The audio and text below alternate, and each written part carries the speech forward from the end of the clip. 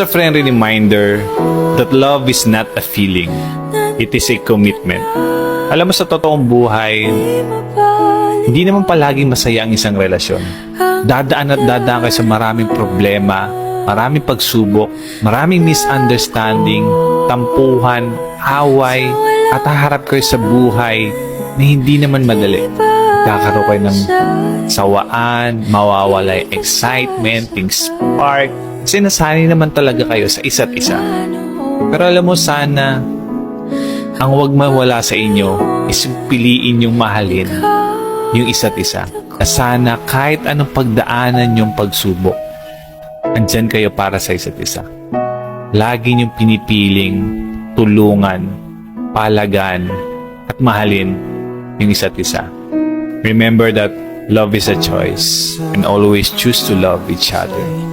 Okay?